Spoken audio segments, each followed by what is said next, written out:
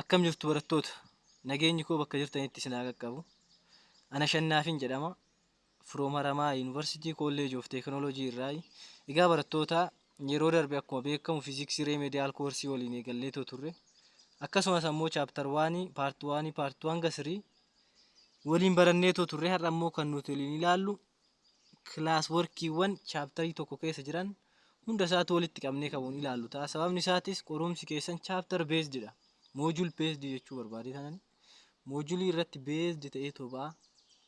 Homaatarii namichi baasu waa ekistiriimii yookaan ammoo ituu teekistii akkas walii gadi galabbataa tokko qorumsa hin baasu. Kallattumaan chapter based waan ta'eefu modulii keessan irra dhufanii waan baasaniifu piliis ammallee waan isiniin jechuu barbaadu modulii keessan sirriitti shamaxxata yookaan ammoo sirriitti qaaccessaatu dubbisaayi. Kallattumaan gara barumsa keenya. Gaafii tokkoffaan for unit to east maal soqi jedha asitti riizaltaantii veektaroota lamaa soqaa jirra. Kanaafuu veektariin tokko 4 unit to east and the other one is 3 unit to east dha. Veektaroonni lamaan kun kallattii wal fakkaatoo irra jiranii. Kanaafuu yeroo mara veektariin lama kallattii wal fakkaataa irra yoo jiraate salphaadhumatti veektaroota san lamaan walitti idaatanii argachuu ni dandeessu jechuudha.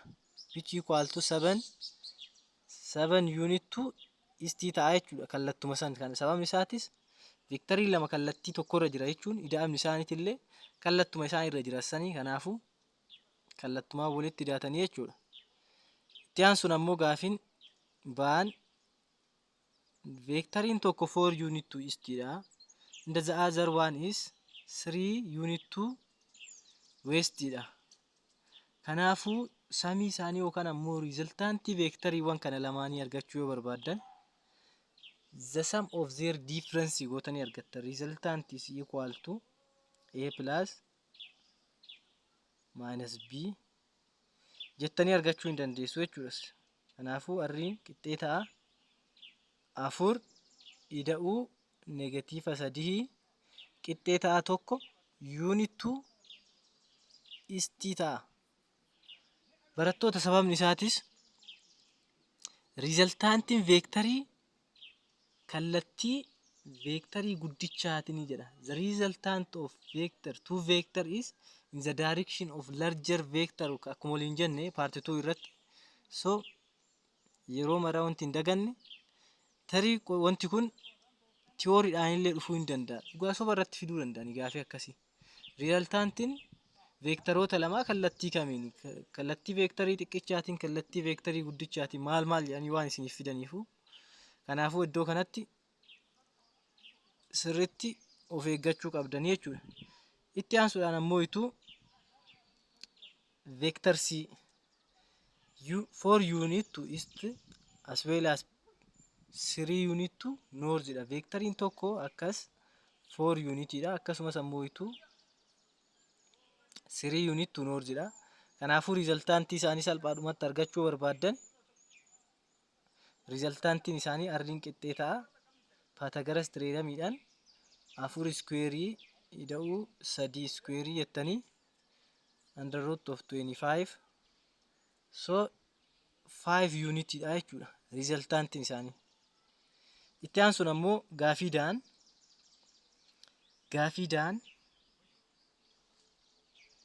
daan ammoo ituu if a vector is 4 unit to east jedha. Veektariin tokko 4 unitii gara eastiitti yoo ta'e akkasumas ammoo ituu 3 unit at 16 angle north of east asitti pointiin yookaan ammoo completely gaafiin akkana qorumsa irratti hin ba'a. Uma tokko hin shakkinaayi. Gaafii akkanaatti attentionii kennaa too sirriitti gaafii akkasii riileetidii gaafii kanaan riileetidii ta'an hojjechuuf yaalaa yaaduma ekistiriimii maaloo dhiiburra.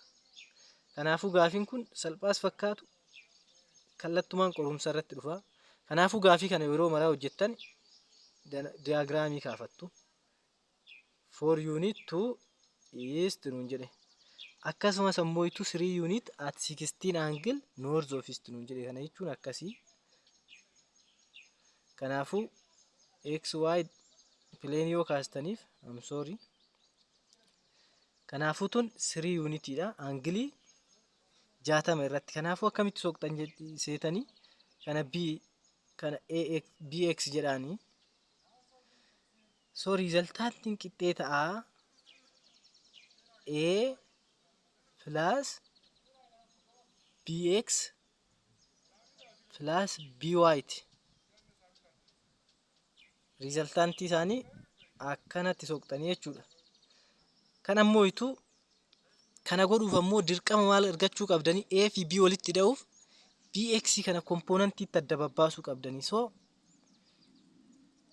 kanaafuu asitti tarii pause gootanii ilaaluu hin dandeessu.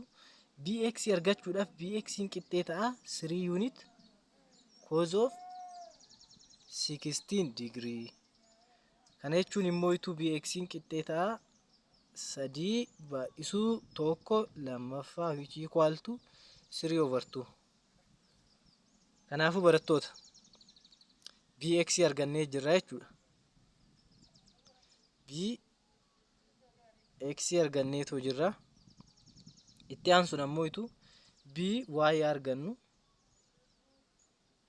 by immoo qixxee ta'a 3 times sin of 16 degree ti. Sin 16 degree ammoo yoggaa soqnu 3 baay'isu under root of 3/2 dha. Akkasitti naaf qabattu. Kanaafuu riizaltaantiin isaanii akkamii yoo jettan riizaltaantiin isaanii qixxee ta'a 4 plus 3/2 x plus 3/3/2 dha. y kompoonantiidha kuni. Kun kompoonantii isaati argattan. Itti aansuudhaan ammoo itu riizaltaantii isaa yoo argachuu barbaaddan kallattumaan veektarii kanneen walitti daatanii Pythagoras tireedamii akka waan fayyadamu jechuudha. a plus b x plus by kana qofa jechuudha. Kanaafuu gatii argattan san a 4 b ammoo itu meeqa b direction irra kan jiru immoo meeqa arganne 3 jala lammaffaa walitti daatanii kan ammoo ruutii keessaa baastanii argachuu ni dandeessu jechuudha salphaadhumatti. So please barattoota gaafiiwwan akkanaa kana ammas taana sirriitti hojjechaan isin jechuu barbaada. Gaafii daa itti aansuun ammoo itu gaafii lammaffaa kana kallattumaan qorumsi kun even kanarratti miti kan biyyoolessaati irratti illee yeroo baay'ee gaafiiwwan akkanaa kan abbaa maal jedhaa konseptiin isin qabsiisa dura. Konseptii qabattanii innaan tarii calculation yookaan ammoo itu yaaduma herreega hojjetamu maal qofa hubachuu osoo hin taane konseptii qabachuuf yaalii godhuu qabdan. Kanaafuu kana konseptii isin qabsiisu dura. A car travel 20 kilometer due north. Makiinaan tokko gara kallattii noorziitti kiiloomeetira 20 deemee akkasumas ammoo itu 35 in the direction of west northitti deemee jedha. Find the magnitude and the direction of this vector. Magnitude fi direction vectorii kanaa soqii jedha. Tarii asitti deebii isinitti argisiise. Deebiin isaa kana garuu ammoo itu akkamitti isa jedhu ammoo ilaallu. Akkam isiniin jedha veektoriin tokko 20 jira siin 20 kiiloomeetira. Itti aansuudhaan ammoo itu 35 directionii north westiiti. Here meeqa kun asitti 35. Kanaafuu gaafii kana argachuuf maal gootu kunoo. Kanaafuu kun asitti bx by wan tokko garaagarummaa hin qabu. bx fi by dha garaagarummaa hin qabu. Kanaafuu maal godhuu qabdanii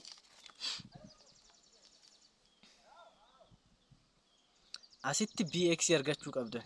Asittis by dirqama argachuu qabdan. bx fi by dirqama argachuu qabdan jechuudha. Kanaafuu bx fi by argachuu barbaaddan bx qixxee ta'a. bx is equal to 35 cos of 16 degree as well as by ammoo qixxee ta'a. by ammoo qixxee ta'a 35 cos of sin of 16 degree gootaniitu argattu. Tarii bx akkas 35 baay'isu saayinii 60 meeqa 17 qabxii 5 akkas naannoo sanii 17 qabxii 5 kan kanaa ammoo 35 baay'isu kan saayinii ammoo 35 baay'isu saayiniin 60 root of 3 over 2 dha. Saayiniin 60 root of 3 over 2 dha. Kanaafuu ishee tan yoo argattan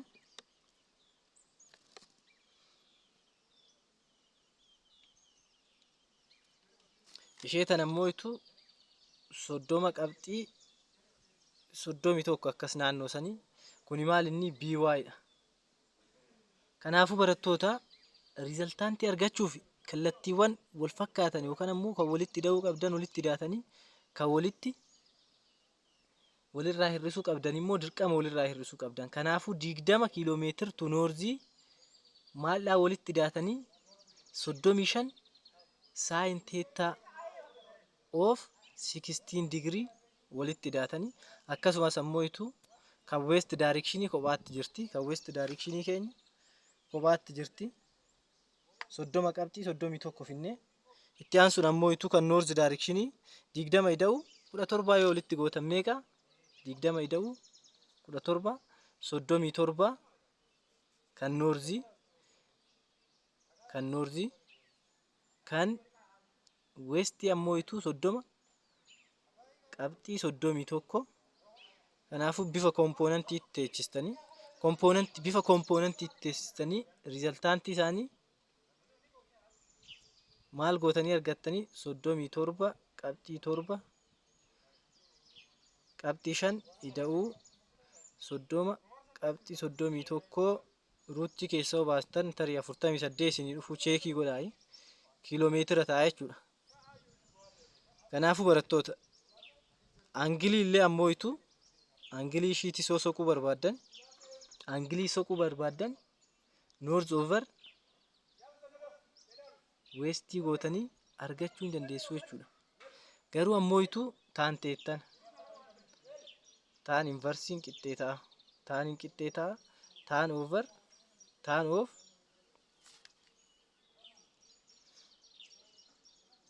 30 irra 37 tarii gootanii argachuu hin dandeessanii. Garuu immoo konseptiin akka ijootti gaafii tana irratti qabachuu qabdan deebii isaaniitiin alattu yookaan ammoo deebii rakkoo hin qabu. It's about calculation waan calculate gootanii argattan tokko veektariin tokko gara noorzii akkasitti yoo deeme akkasumas ammoo akkasitti west north direction yoo deeme akkam godheetuun riizaltaantii isaa soqa waan jedhu san sammuu keessatti isin dhufuu qaba. Kanaafuu akkasitti danaa kaastanii asitti bx asitti by gootanii argachuu yookaan ammoo xiinxalliuu danda'uu qabdan jechuudha. Itti aansuudhaan ammoo 20 asin jirti tunillee asin kallattii wal fakkaatarra waan jiraniifu 20 fi by walitti hidhuu keessan irraanfachuu hin qabdan jechuudha. Akkasumas ammoo directionii karaa ittiin soqxan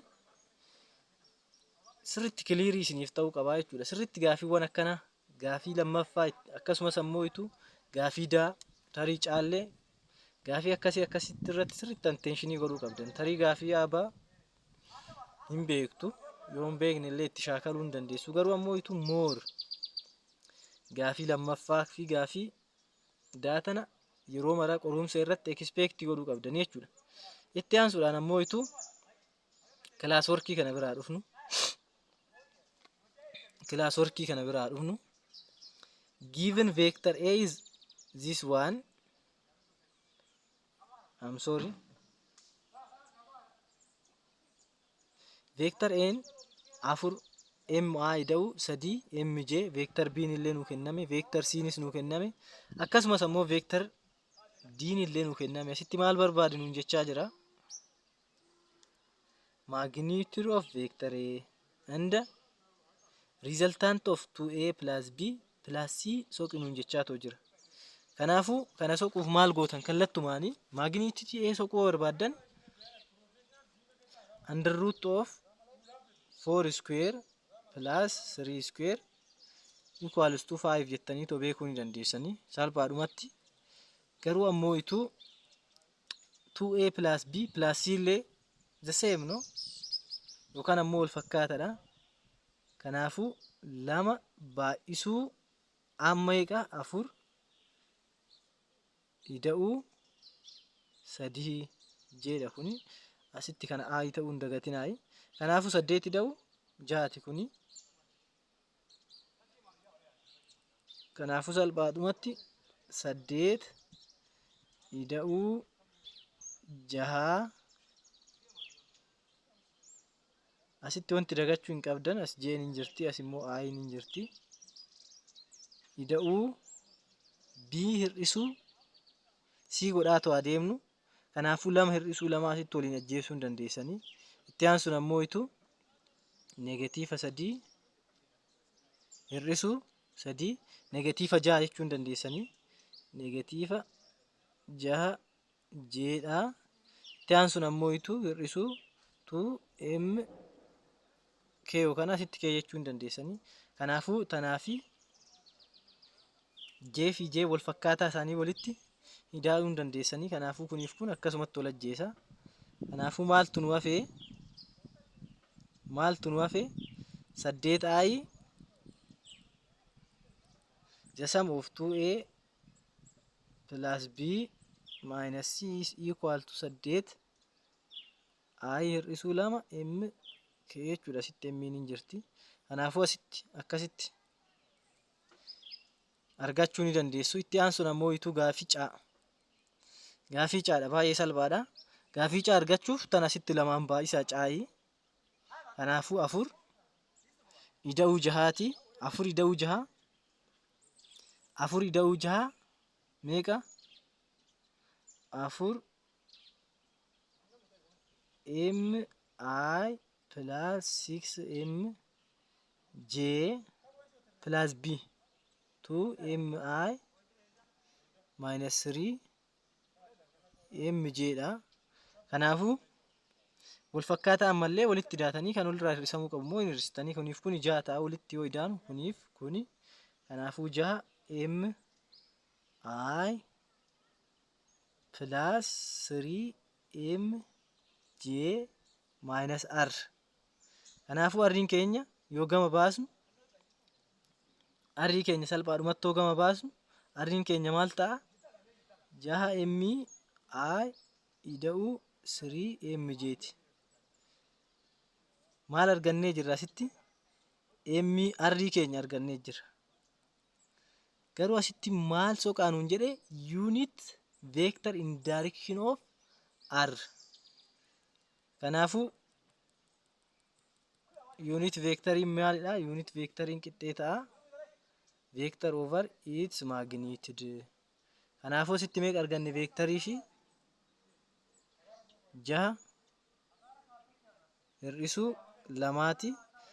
Akkasumas ammoo irra unity yookaan ammoo magnitude vectorii tanaati. So 36 ida'uu 4 meeqa? 40 so over 14 under root of 14 over under root of 14 jettanii argachuu ni dandeessu jechuudha. Tarii barattoota wanti clear yookaan ammoo ifa isin hin taane yoo jiraate gaafachuu ni dandeessu. Koomentii jalaanii karaa kanaan qopheessaayi karaa kanaan ifa nuu ta'an jiru jechuu ni dandeessu. Kanaafuu unit of this vectoriin karaa kanaan argachuu ni dandeenya jechuudha. Gaafii itti aanu. The next question.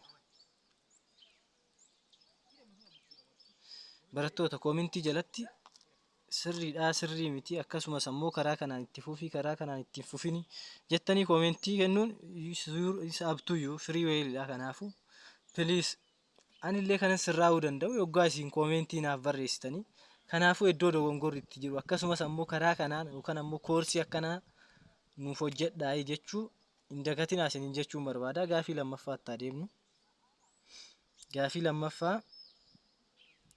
Gaafii lammaffaan maal nuun jedhaa? Gaafii lammaffaan a particle undergoes three consecutive displacement. D1 is this one, D2 is this one, and D3 is this one. Particle sadeen kuni displacementii haganaa deeman jedha. Kanaafuu particle sadeen kanaaf component of their resultant and the magnitude soqii akkasumas ammoo unit of vector in the direction of their displacement soqii jedha. Kanaafuu tokkoffaa irratti kompoonantii displacementii isaanii argachuuf maal gootanii D1 plus D2 plus D3 dha. Kanaaf qabadhaa.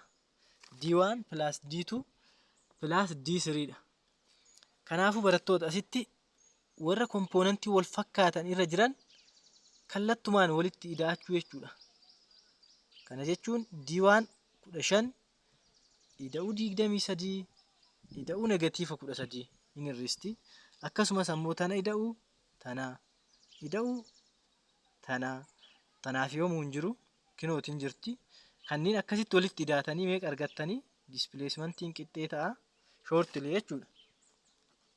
25 I ida'uu 31 ida'uu 7 keeti, which means our displacement is equal to 25 I plus 31 J plus 7K.